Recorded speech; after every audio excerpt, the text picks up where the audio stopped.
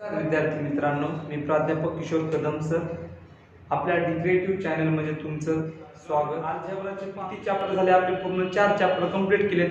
म्हणजे 42 मार्काचा जवळपास आपला सिलेबस तो आपला कंप्लीट झाला आहे. तर आता आपल्याला जॉमेट्रीला सुरुवात करायची. बरोबर आहे. जॉमेट्री म्हणलं की आपण त्याला मराठीतून भूमिती म्हणतो. आता जॉमेट्री म्हणलं की डायग्राम आल्या. तुम्हाला जास्त त्याच्यात कन्सिडर, सपोज आणि थेरी टाइप असतो. काय असतं? थेरी असतो. तर तसंच आपण स्टेप बाय स्टेप एक चॅप्टर आपण सुरुवात करू. आलं लक्षात? तर ह्याच्या आधी अल्जेब्राचा पूर्ण आपले 4 चॅप्टर झाले.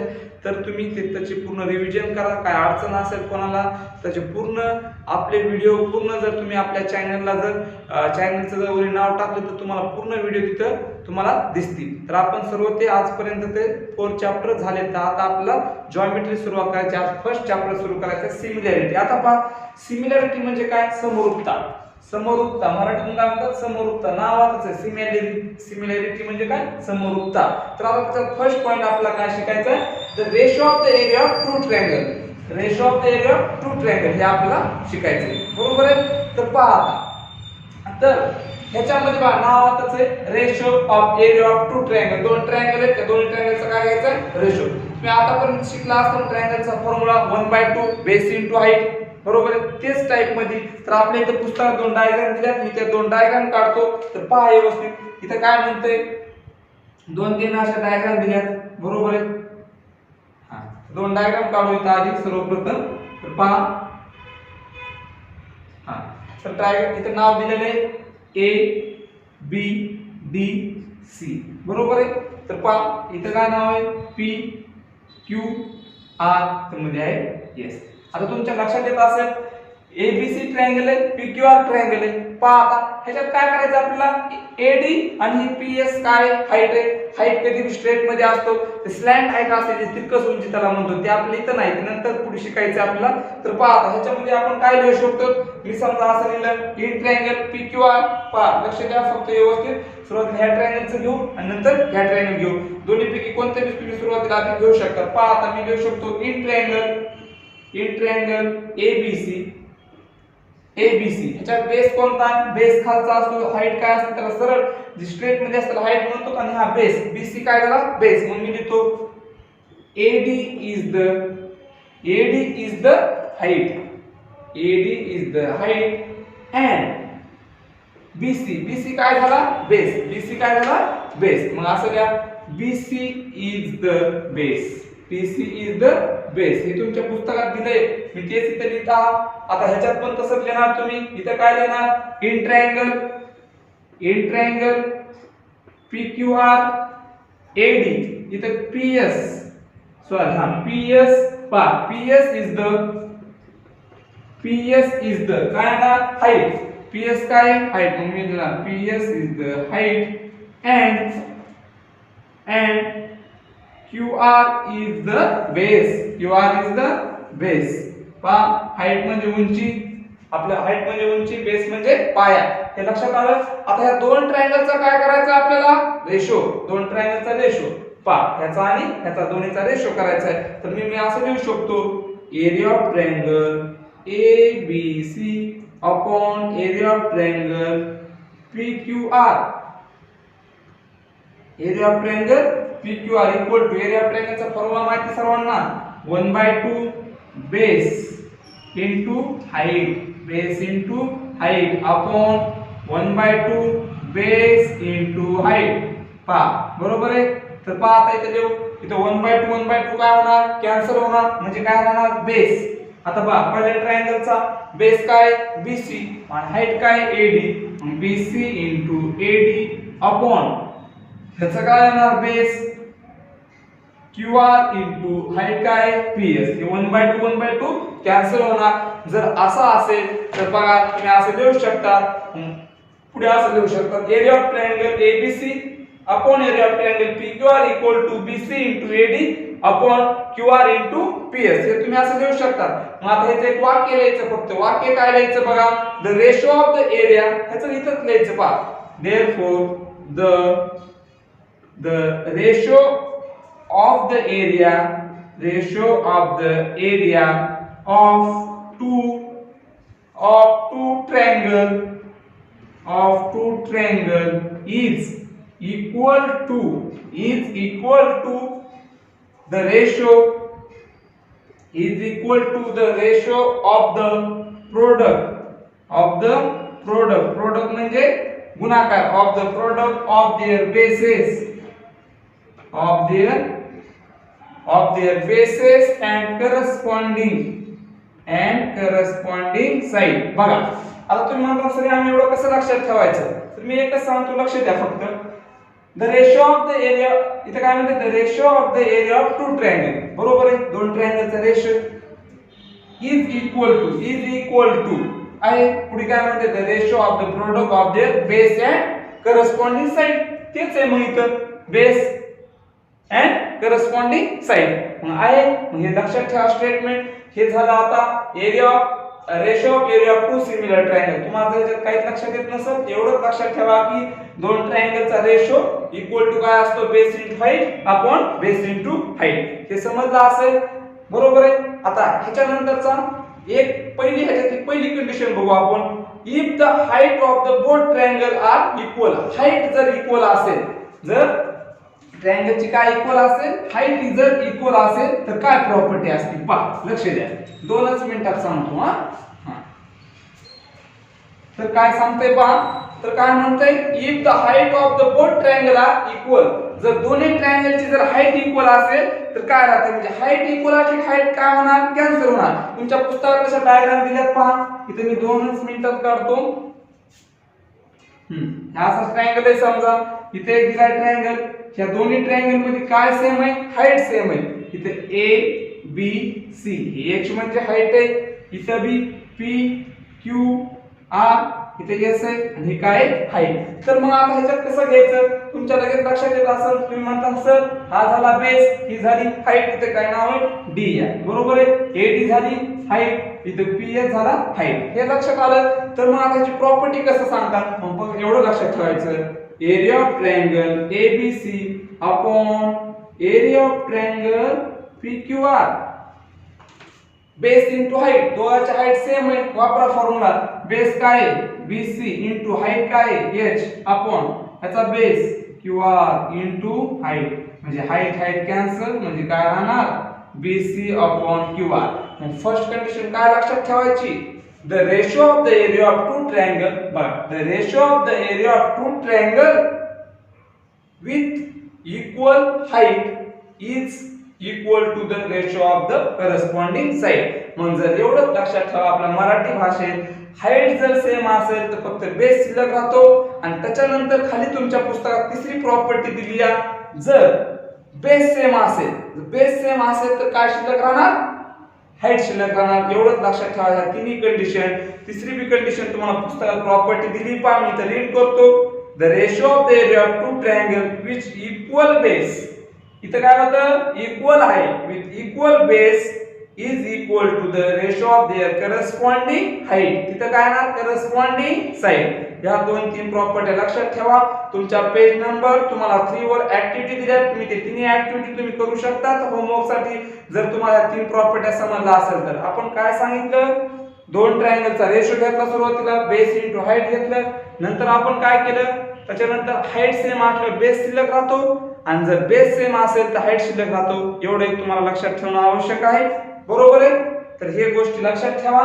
तर आता ह्याच्यानंतर आपण काय करू, प्रॅक्टिस सेटला सुरुवात करू, बरोबर आहे. आणि तुम्हाला आणखी पेज नंबर 5 वर 3 रिमेंबर धिस म्हणून द्या. ते तिन्ही रिमेंबर धिस व्यवस्थित तुम्ही रीड करा. तुमच्याकडे पुस्तकं असतील, सर्वांनी बघून व्यवस्थित तुम्ही रीड करू शकता. तर आपण प्रॅक्टिस सेटला सुरुवात करू. प्रॅक्टिस सेट 1.1 ला.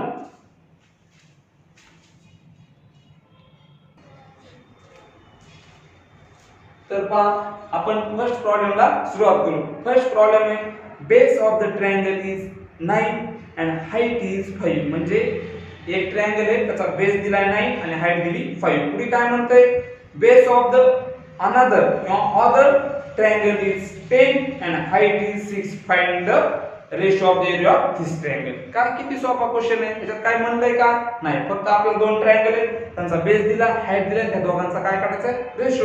तर पहा मग आपण काय करू, तुला सुरुवातीला त्याला मानू काहीतरी लेट म्हणू. समजा आता बघा दोन ट्रायंगल आहेत, बघा आन्सर कसं लिहिणार b1 म्हणजे b1 इक्वल टू काय पहिल्याचं किती दिलंय 9 म्हणजे b1 equal to 9 h1 equal to 5 b2 equal to दुसऱ्या ट्रायंगलचं किती दिलंय 10 आणि h2 इक्वल टू 6. आता तुम्ही म्हणता सर हे आमच्या लक्षात येणार b1 म्हणजे बेस b1 का केलं कारण दोन ट्रायंगल आहेत मग पहिल्या ट्रायंगलचा b1 दुसऱ्याचा b2 हाईट 2 आहे मग झालं म्हणजे दोन्ही ट्रायंगलचा आपण रेशो काढू. आता एरियाला आपण दोन ट्रायंगल आहेत मग त्याला काय करू आपण एकाला a1 मानू एरियाला एका एरियाला a2 मानू तर मग तुम्ही खाली लिहू शकता किंवा असं बी लिहू शकतो आपण वाक्य let base and height and area of the first triangle be b1 h1 आणि सेकंड ट्रायंगलला b2 h2 असं तुम्ही वाक्य पण लिहू शकता. तर पहा आता इथे आपण असं करू therefore area of triangle a1 upon a2 equal to b1 into h1 upon b2 into h2.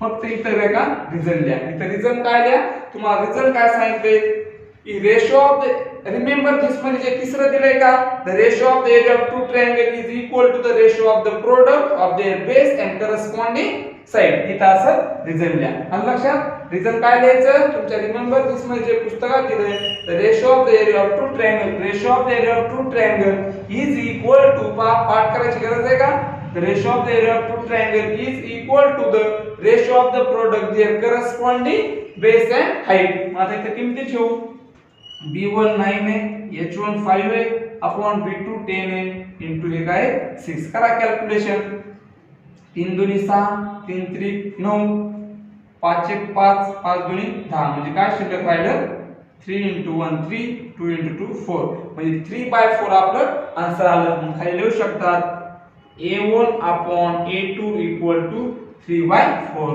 therefore a1 to a2 equal to 3:4. हे झालं आपलं फायनल आन्सर. मग शेवटचं वाक्य द्या the ratio of the area of triangle is बघा वाक्य काय लिहितात the ratio of area of the ratio of the area of two triangle of the triangle किंवा ऑफ द ट्रायंगल इज 3:4. त्यांचा रेशो किती आला 3:4. त्यामुळे त्या प्रॉब्लेम मध्ये नाही. जर तुम्हाला जर स्क्रीनशॉट काढून घ्यायचा असेल तर काढून घेऊ शकता.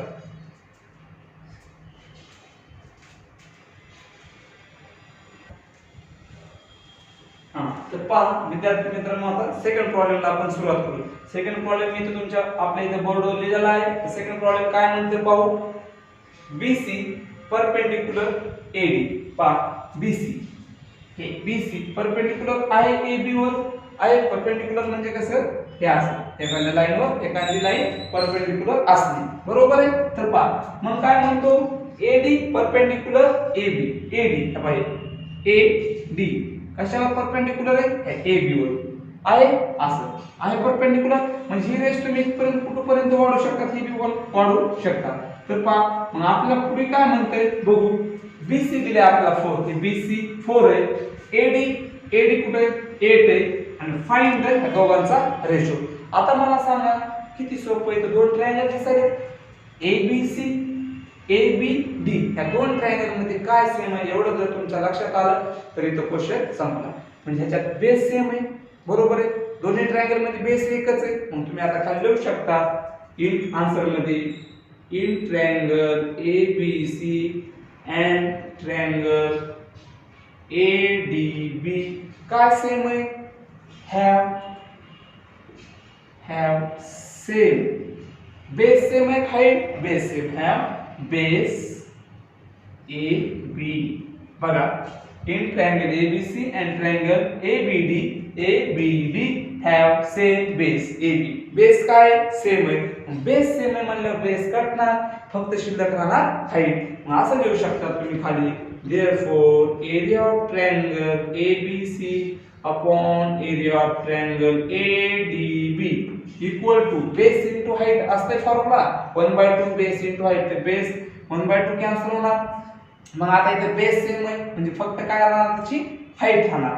मग आता तिथे हाईट काय पहिल्याची ABC ची BC आणि ह्याची काय AD. मग असं लिहू शकतो आता तुम्ही BC into AB upon AD into AB. इथे AB AB कॅन्सल होणार म्हणजे BC अपॉन AD. इथे लिहा BC अपॉन AD. इथे लिहू शकतात काय रिझन लिहा ट्रायंगल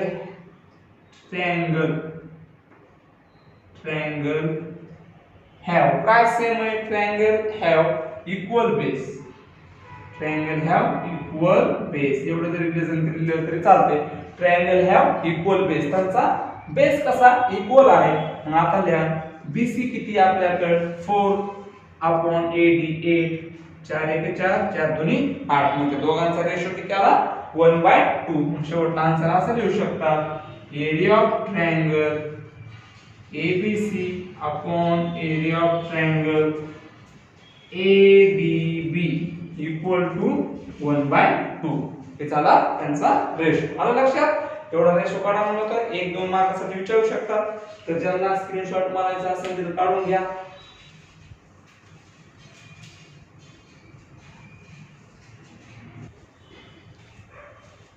लक्ष द्या. तर आता आपण थर्ड नंबरच्या क्वेश्चनला सुरुवात करू. तिसरा क्वेश्चन खूप सोपा आहे फक्त समजून घेणं तुम्हाला महत्त्वाचं आहे. ह्याच्यात थोडं तुम्हाला थोडी गोष्ट एक समजली का बाकी काहीच अडचण नाही. क्वेश्चन काय म्हणतात ते पाहू आपण.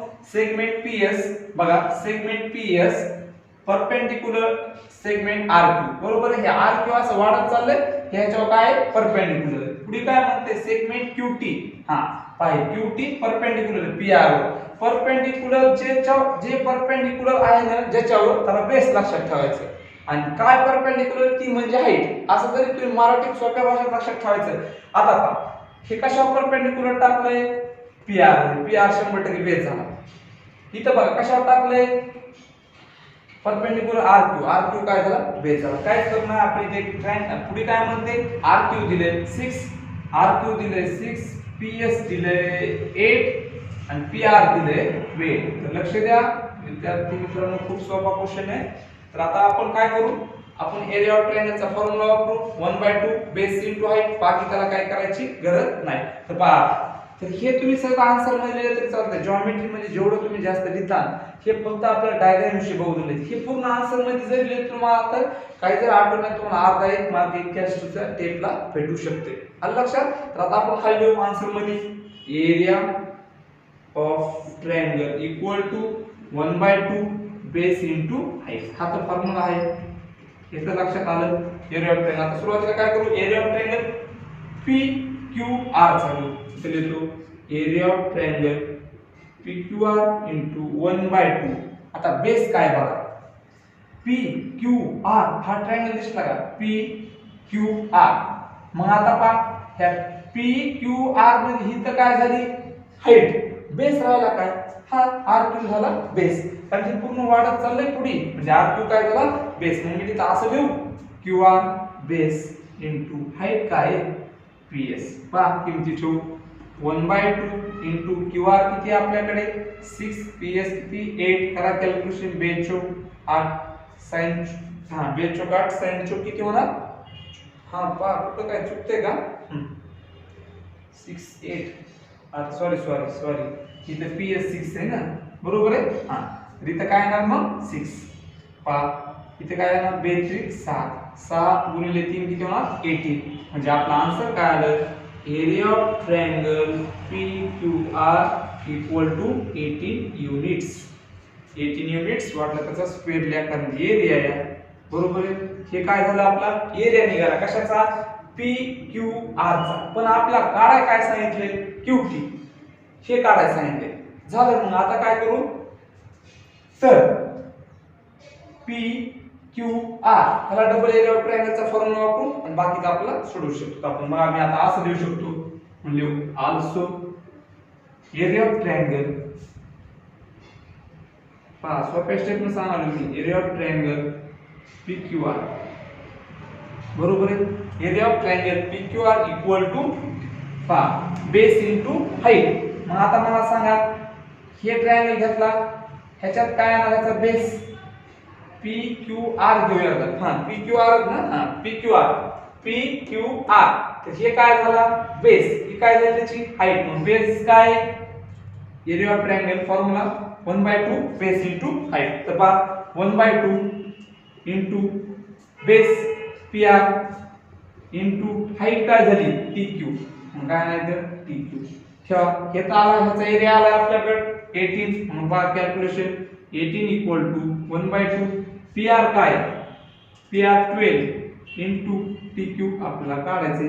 तर आपण QT लिहू म्हणजे आपल्याला ते काढायचे. काय असं लिहिलं काय तसं लिहिलं काय बे इथे किती येणार 6. म्हणजे आन्सर काय येणार बघा आपलं 18 इक्वल टू 6 इंटू QT.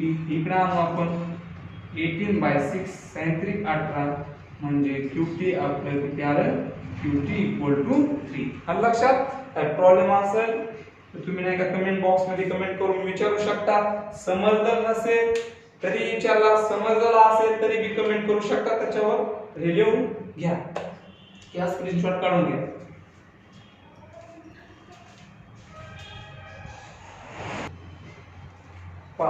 लक्ष द्या.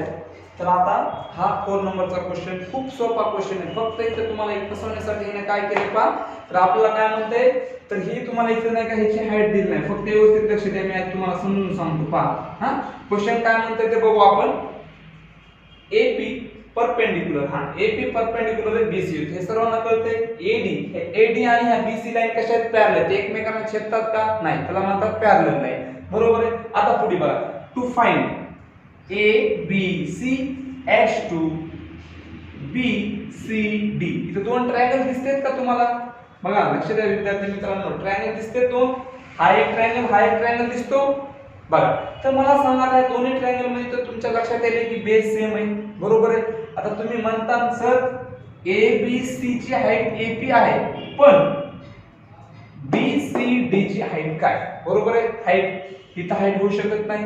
मग काय इथं मग ते एवढं जर तुमच्या लक्षात आलं की काय आहे त्याची हाईट, तुम्ही इथे नाव देऊ शकता. A द्या P द्या, हे एवढे अक्षर सोडून पण तुम्ही नाव देऊ शकता. आता तुम्ही आन्सर मध्ये कसं देणार ह्याचं पहा. आता मग आपण आन्सर मध्ये देऊ therefore triangle ABC and triangle BCD काय सेम आहे, हाईट आणि बेस सेम आहे. मग तुम्ही लिहू शकता have same base. बरोबर आहे. मग असं लिहू शकता triangle ABC and triangle BCD have same height. Height पण दोघांची काय सेमच आहे ना ही हाईट. त्या दोन लाईन पॅरलल आहेत. तर मग खाली लिहा area of two triangle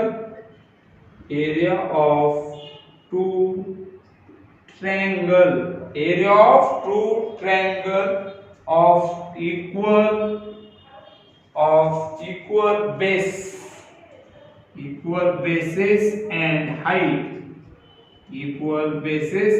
heights are equal to and equal म्हणजे ह्याचा अर्थ असा होतो जर हाईट आणि बेस सेम असेल तर ते दोघांचा रेशो कसा असतो 1:1. मग आपण असं लिहू शकतो therefore area of triangle ABC H2 द्या किंवा इक्वल द्या area of triangle BCD. जर हाईट आणि बेस सेम असेल तर त्या दोघांचा रेशो कसा असतो इक्वल असतो. मग खाली द्या therefore area of triangle ABC upon area of triangle BCD equal to 1:1. तिरपा गुणाकार करा काय येणार ह्याचा फक्त रेशो लिहा म्हणजे किंवा असं लिहा असं लिहा area of triangle ABC H2 area of triangle BCD. बरोबर आहे इक्वल टू 1:1. तर हे झालं बघा. हे चौथा क्वेश्चन कंप्लीट झाला. काय अडचण असेल तुम्ही कमेंट बॉक्स मध्ये विचारू शकता. आपण आता हे मी थोडं फास्ट का घेत आहोत फक्त आपले ऑनलाईन पण चालू आहे गुगल मीटच्या द्वारे. पण काही रेंजचा काही विद्यार्थ्यांना प्रॉब्लेम येत आहे, काही विद्यार्थ्यांना मध्येच काहीतरी अडचण येते किंवा त्या दिवशी काहीतरी मोबाईल खराब होणे काहीतरी अडचण येते तांत्रिक अडचण. त्यामुळे आपण हे असं पण चालू केलं आहे. बरोबर आहे. तर त्याच्यामुळे हे तुम्हाला आता समजलं असेल त्याचा स्क्रीनशॉट काढून घ्या. त्याच्यानंतर आपण 5 नंबरचा क्वेश्चन घेऊ.